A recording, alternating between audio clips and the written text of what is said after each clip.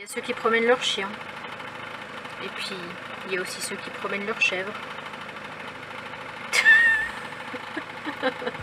Salut à tous, bienvenue dans cette nouvelle vidéo dans laquelle on va visiter la ville de Colobrières qui se situe dans le massif des Maures. On va arriver sur un spot un petit peu différent de d'habitude parce que habituellement soit on se trouve sur des parkings, soit dans des lieux en pleine nature, mais ici ça va être un parking privé, enfin une espèce de pelouse comme ça, un petit terrain privé où le propriétaire nous accueille de manière tout à fait gratuite, nous mais aussi toutes les personnes qui voyagent et qui passent par là. Ça va donc nous permettre de partir à pied pour visiter la ville et franchement c'était super joli, c'était extrêmement coloré, c'était voilà, sur les hauteurs, on avait des ruines. On est parti par un sentier où on s'est complètement perdu, on devait arriver au niveau d'une châtaigneraie, on ne l'a jamais trouvé. Bref, ensuite je vous parle de ma consommation de gaz. Bien sûr je vous ai filmé ça, c'était avant Noël, donc je n'ai pas encore reçu mon fameux kit GPL. D'ailleurs je vous ferai un petit retour parce que je vais bientôt remplir ma bouteille grâce à ce kit.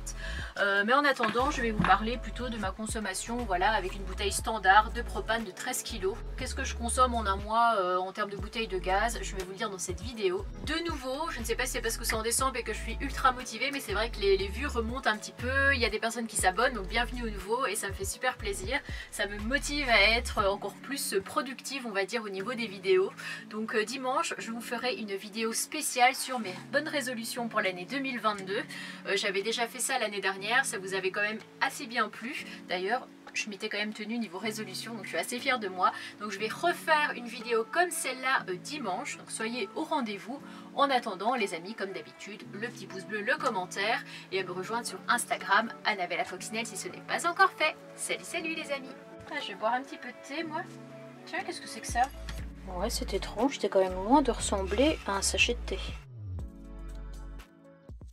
On va attendre 10-15 minutes le temps que le moteur tourne bien et après on va se diriger vers Colobrières. Il y a une aire de camping-car là-bas, donc j'ai hâte de pouvoir découvrir ça. Le seul problème c'est qu'on a un chien juste là et on a Nani. Je me demandais un petit peu où est-ce qu'il était parce que comme je l'ai dit il aime bien se planquer quand on part. Et bien on voit sa tête là, on voit les petites oreilles, on voit sa tête bouger mais il se fait discret parce que il a horreur des chiens, hein. Ça ne change pas. Est-ce que tu as envie de croquer Nani? C'est ça la vraie question au final. Peut-être que c'est lui qui lui avait fait peur l'autre jour, là tu sais, l'autre soir que Nani osait plus sortir. Falcor me voit faire ça, sinon il est déjà Ah bah Falcor il est caché parce que la porte est fermée, on est sur le départ là. C'est bon, j'ai réussi à récupérer le petit pépère. Il y a un petit peu plus que je le pensais, là il y a 18 minutes, 13 km. Prendre la direction sud-est sur piste des Camargues, puis continuer tout droit. Merci jeune dame. Là on a le propriétaire du terrain qui est venu nous faire un petit coucou, il est avec son petit toutou. Et voilà, il y a vraiment pas mal de véhicules, il m'a dit que les personnes restaient pour la plupart à l'année. Moi je me suis mise ici en dessous des arbres, de toute façon ils annoncent pas de pluie. Et ici on a une rivière, petite rivière qui coule ici, par contre je sais pas le nom, faut que je regarde. Je pense qu'on sera pas mal pour cette nuit, c'est vrai qu'au début quand il est venu m'aborder j'ai cru que j'avais pas le droit de me mettre ici, ici spécialement. Parce qu'il n'y a pas de camping-car qui ont osé tenter se mettre ici en bas, mais finalement non, c'était juste pour nous souhaiter la bienvenue. Falcor et je croyais qu'il était à moitié dans l'eau, ça m'a fait un espèce d'effet d'optique. Et ici l'homme nous a dit qu'il y avait des loups, il y avait 2 meutes dans le coin, bon ça je l'avais déjà entendu, mais apparemment il aurait retrouvé des crottes de loups au pied de certains arbres, il faudrait se méfier par rapport à Nani, et il y aurait aussi des sangliers. Ouais, donc on est vraiment... il y en a beaucoup, ouais. Il a dit qu'il avait jamais vu un sanglier manger un chat. Ni un loup. Si, un loup si. Un loup si, mais un sanglier non. Donc Nani va peut-être rester sagement à l'intérieur. Il est disposé comme un petit playboy là, avec sa patte au-dessus du siège. Toujours sa toilette. Par contre cette nuit ils ont annoncé 0 degré là où on se trouve, voire peut-être limite -1. Donc il va geler, heureusement j'ai mon chauffage. Mais contrairement à l'autre spot, en 18 minutes de temps, 13 km, là-bas il fait 4. Donc il y a vraiment une sacrée différence de température. On est vraiment entouré de collines, de forêts. On en a profité pour partir au village. Là il fait nuit donc je ne vous ai pas filmé, je filmerai demain. En tout cas on sent la différence parce que ça caille comme il n'y a pas. Donc pour se réchauffer, on a pris du Nesquik et du lait pour se faire un bon petit chocolat chaud. Je ne sens plus mes mains, je ne sens plus mon bout de nez.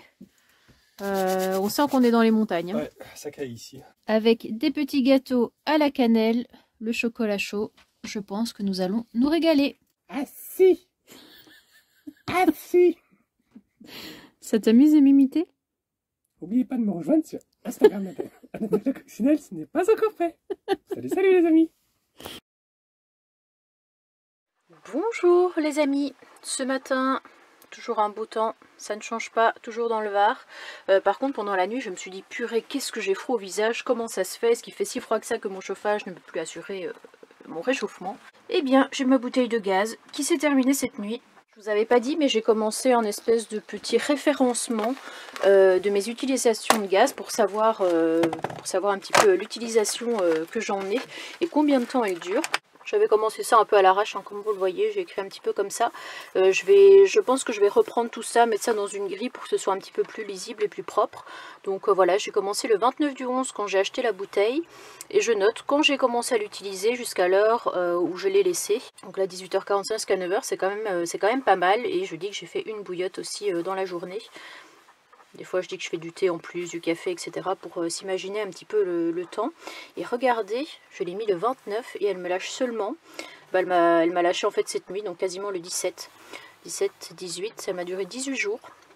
Ce qui est plutôt pas mal, sachant qu'en plus je la laisse comme vous le voyez toutes les nuits.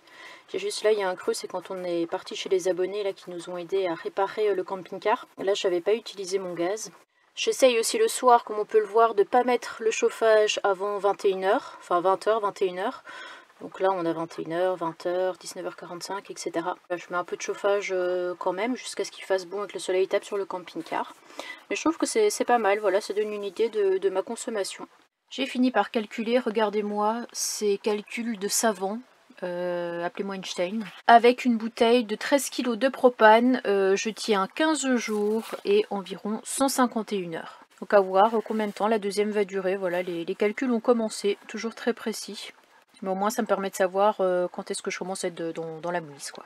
Alors bien sûr, la consommation là que je viens de vous filmer, c'est ma consommation à moi, c'est vraiment propre à moi. Ça dépend de plusieurs paramètres. Par exemple, moi je ne mets pas mon frigo, je n'utilise pas mon chauffage la journée. On prend en compte aussi le temps qu'il fait dehors. Donc je suis dans le sud, dans le Var, donc forcément il fait plus chaud que quelqu'un qui par exemple serait en Haute-Savoie ou qui serait en Normandie. Quand j'utilise mon gaz au niveau de la gazinière, eh bien je vais surtout utiliser pour mes bouillottes, pour faire du thé, pour faire occasionnellement des repas, mais la plupart du temps en fait on prépare chez Idriss parce qu'on mange chez lui, donc on a décidé de faire comme ça. Lui il met pas de chauffage, mais il se sert de sa gazinière. Et donc pour parler de la consommation d'Idriss, lui c'est une bouteille de gaz à peu près tous les 6 mois juste en faisant à manger. Je le répète encore une fois, c'est ma consommation personnelle. Moi ce que j'utilise, peut-être que vous serez amené à utiliser je sais pas moi 4 ou 5 bouteilles dans le mois, alors que moi j'en suis à 2.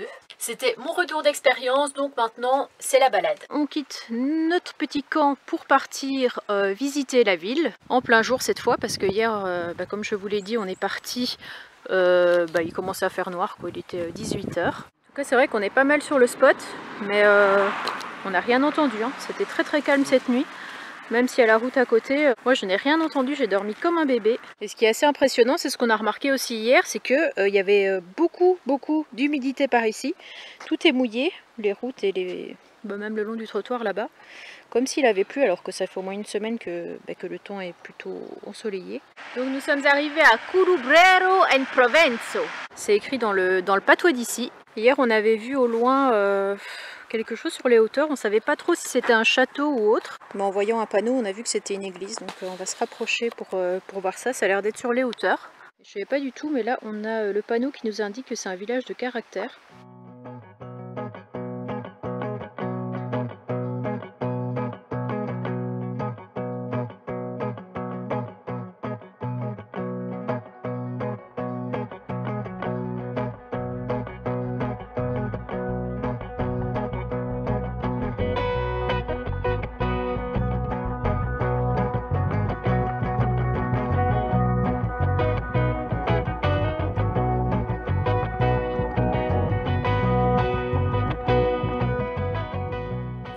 Et ici on a de l'eau.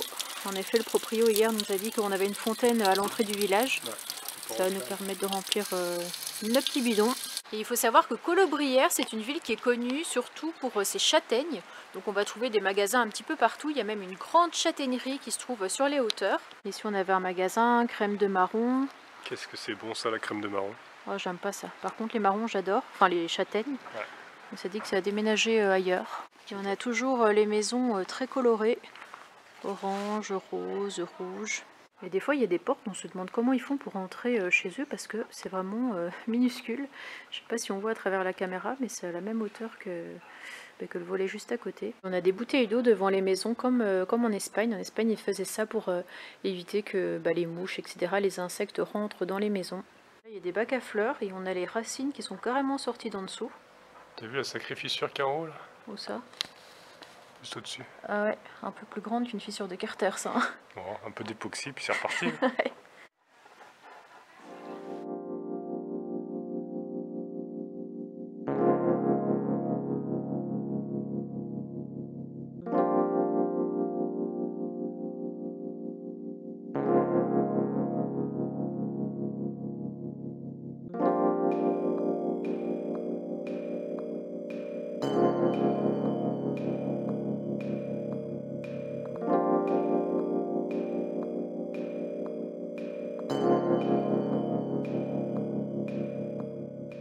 Ils se me disaient à l'instant qu'il n'y avait pas un chat, bah si on en a vu un. Bah oui, il y en a un. Il y en a même un deuxième. Ah ouais, là-bas il y a un petit chat noir. Qu'est-ce qu'il est mimi, on dirait un tout petit. Il est beau hein. C'est directement du bois massif, tu vois. Ouais. Très très beau. C'est peut-être fait avec du bois de châtaignier, non? Comme on est dans la ville du chute de la châtaigne. Je saurais pas reconnaître. Pourtant, à la base j'ai un CAP menuiserie, mais CAP menuisier, mais tu ne sais pas je me reconnaître. rappelle plus. J'ai regardé sur internet et c'est vrai que ça y ressemble, mais bon, pour les spécialistes, dites-moi dans les commentaires si c'est bien du bois de châtaignier ou si c'est autre chose. Et je pense que la boutique qu'on a vue tout à l'heure s'est réimplantée ici. Saveur de Provence, crème de marron, confiture de fruits, on a vraiment de tout. Puis même les panneaux sont en bois, donc à mon avis, ça doit vraiment avoir un lien avec la châtaigne. Hein. C'est de ces arbres-là. Bah ouais, sinon pourquoi est-ce qu'ils auraient mis ça en bois? Là, on va aller voir Notre-Dame des Anges, qui doit être la petite chapelle qui est située là. On a encore un magasin ici de marron glacé. C'est ici qu'on trouve la seule véritable glace au marron glacé. C'est fabriqué de manière artisanale dans leur atelier qui se trouve ici à Colobrières. Mais il fait un petit peu trop froid pour manger une glace. Et en fait, Notre-Dame ne se trouve pas, c'est pas ici, ça c'est une petite paroisse. L'autre église se trouve à 7 km d'ici. En tout cas, c'est vraiment très très très joli. Toujours coloré et le reflet des vitraux sur les murs. Ici aussi. Magnifique.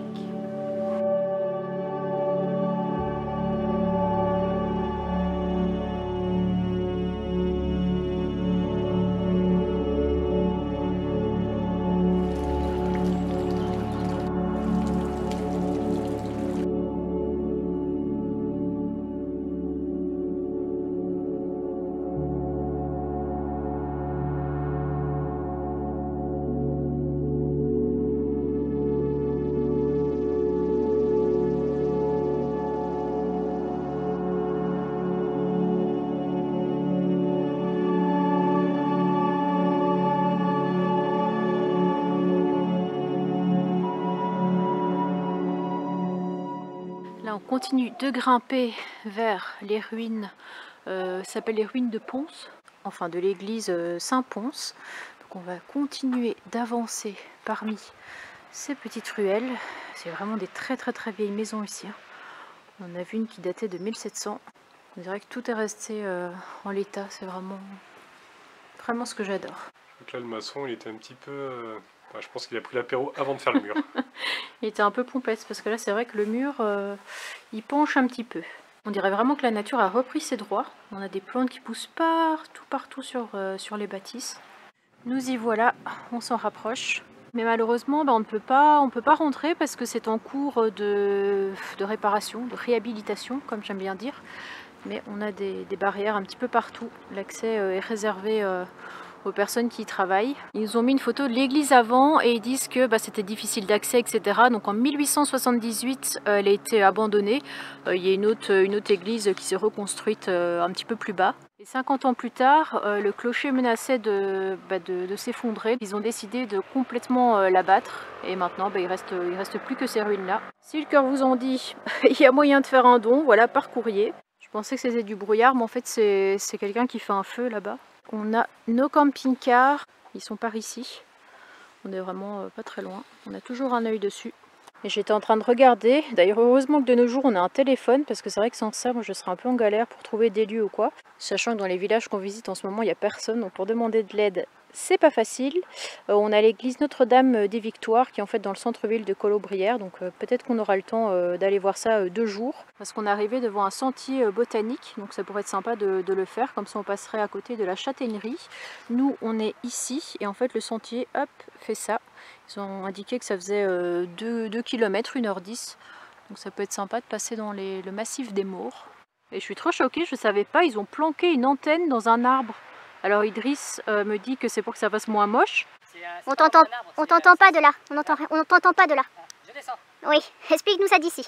Donc en fait, c'est pas une antenne qui est dans un arbre, c'est une structure qui ressemble à un arbre en fait. Ils ont fait un truc en fer. Mais pourquoi il y a des branches alors tout autour? Bah, c'est du faux quoi, du fake. Et c'est en plastique en fait les feuilles tout autour? C'est faux en fait, c'est du faux. C'est juste pour que ça ressemble à un arbre, pour que ça soit moins moche. Ouais, que ça se... Ça fasse pas une grosse antenne avec un gros poteau quoi qui... Ouais. Ça ressemble un peu plus à la nature on va dire. Question d'esthétique quoi. Et là on a dû s'enfuir de l'endroit parce que ça nous fait hyper mal à la tête. Je sais pas si on est hyper sensible aux antennes, mais ça a commencé à lancer un petit peu dans les tempes. Donc on va continuer la route vers le sentier botanique. Ils nous ont mis des petits écriteaux comme ça. Donc ça c'est un poirier sauvage. Bon, on va quand même rester un petit peu sur nos gardes parce que entre le brouillard qu'il y a là-bas et puis savoir qu'on est au pays des morts, enfin des morts, mais des morts, on ne sait pas sur quoi on peut tomber. Les zombies peuvent être partout. Et étonnamment, on vient de tomber sur un feu. Alors il disait que dans le Var, le feu n'était pas vraiment... c'était pas toléré de faire des feux quoi. Ouais, mais là je pense que ça doit être pour déboiser un petit peu de... Mais la braise est restée allumée, c'est quand même dangereux, non? Je crois qu'il y a un coup de vent quoi. C'est vrai que c'est un peu sec. Bon après il y a quand même de l'humidité la nuit alors je sais pas. Tu sais que ça chauffe bien n'empêche. Okay. On va installer notre campement ici pour cette nuit tiens. Je sais pas si Yves va monter tout ça là. Mais... Ouais, bah, tu sais c'est pour tomber sur des sangliers ou des loups. Non merci hein.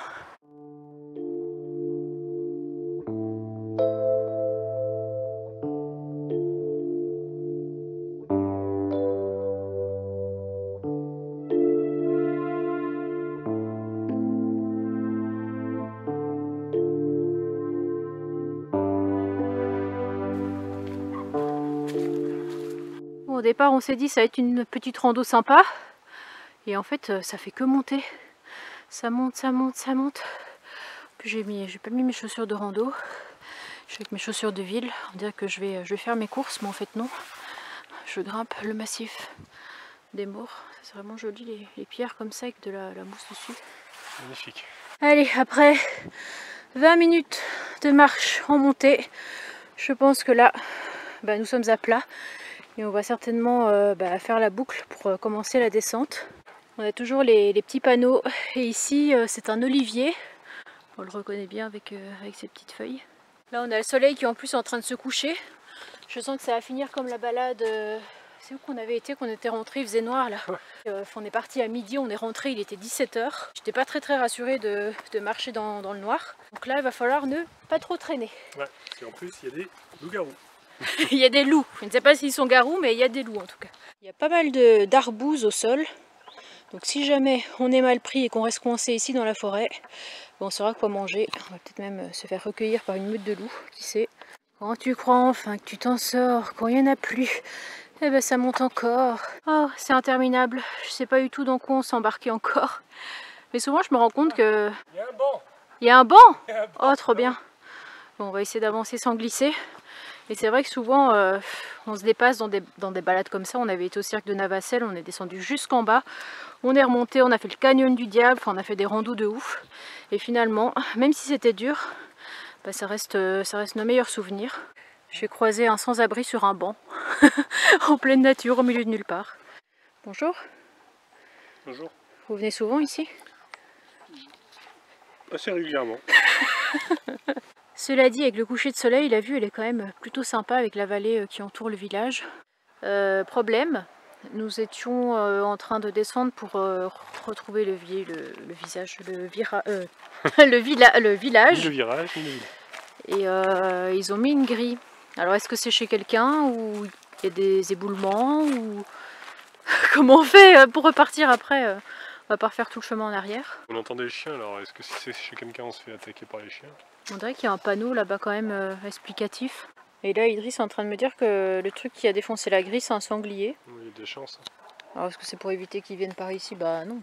Je sais pas. Ils peuvent passer sur le côté. Finalement on va devoir redescendre par la grande montée qu'on a fait tout à l'heure. Donc j'espère qu'on va pas tomber. Parce que il y avait beaucoup de rochers et de racines. Et des barrières qui indiquent privé. Donc je pense que ça devait être chez quelqu'un. Mais je pense que c'est aussi la boucle qu'on était censé faire normalement. Et c'est devenu un chemin privé. Bonne question. L'une des épreuves est passée, la première épreuve des gros cailloux. Et on est en train de s'aventurer dans la suite de l'épreuve. Ouais, donc Koh-Lanta. Koh-Lanta, le choc des héros, en version coccinelle. Là on a de jolis arbres sans feuilles, on dirait des espèces de doigts crochus comme ça. Il y en a tout le long. Et nous voilà devant l'étape finale, la fameuse église au milieu du village, comme on dit, décorée pour Noël. Bon, je pense qu'elle doit être fermée à l'heure qu'il est, là il doit être 17h30. On a aussi un petit monument aux morts, ces glorieux enfants morts pour la patrie, 14-18. Là on est parti d'une grande balade de 4 heures, une sacrée rando. Donc j'en profite pour changer donc ma bouteille de gaz. J'ai la pince que j'avais laissée ici dans le petit compartiment. Et ça va m'aider à enlever le fil de la bouteille et le mettre sur l'autre. Avant tout, je vais la fermer pour plus de sécurité. Là, je suis en train d'enlever tout le bazar qu'il y a dans le compartiment. J'ai encore le cric qui est là et une cale juste ici. J'ai vérifié que je ne m'étais pas trompée et que c'était bien fermé.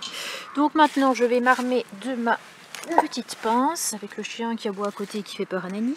Pour défaire la petite molette ici. Ça se dévisse tout doucement. Oula, il y a une petite odeur de gaz parce qu'il doit y encore en avoir dans les tuyaux. Donc, comment je vais faire pour atteindre l'autre bouteille? Est-ce que j'échange ou est-ce que je la laisse comme ça? Parce que l'autre est vraiment planquée là-bas, alors est-ce que je peux y arriver? Je vais essayer. J'ai réussi à enlever l'espèce de petit truc en plastique de protection de l'autre bouteille. J'ai les doigts gelés comme il n'y a pas. Je vais venir rebrancher le tuyau sur l'autre bouteille. Ça y est, le tuyau est rebranché. J'ai ouvert la bouteille de gaz, donc je n'ai plus qu'à aller rallumer le gaz à l'intérieur de chez moi. Et avant tout, remettre tout ce bazar là-dedans. Allez, à dans 2 semaines.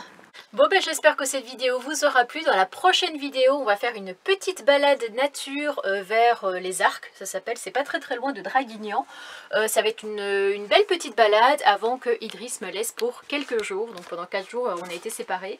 Et j'en ai profité pour vivre une expérience formidable, inoubliable. Je pense que c'est l'une des plus belles réussites que j'ai pu faire dans ma vie. J'étais très fière de moi en fait. Donc je ne sais pas si ce sera dans la prochaine vidéo ou celle d'après. Je vais réfléchir à ça. Mais sinon je vais aussi en profiter pour vous parler du pourquoi j'ai commencé à voyager, qu'est-ce qui m'a déclenché ça, comment ça s'est passé au début, tout ça. Parce que c'est vrai que ça par contre je n'en ai jamais parlé en vidéo. J'ai déjà expliqué un petit peu pourquoi. Voilà, j'avais envie de voyage, j'avais envie de payer moins de factures, je ressentais le besoin d'être minimaliste. Mais là, c'est encore un autre sujet parce que là, c'est pas pourquoi j'ai voulu devenir nomade, mais pourquoi j'ai commencé à voyager. Voilà, c'est tout. Je vous dis à très bientôt les amis, à dimanche notamment pour la vidéo sur mes bonnes résolutions. Vous allez voir, je promets beaucoup de choses pour cette année 2022. Je vous fais des bisous et puis salut, portez-vous bien.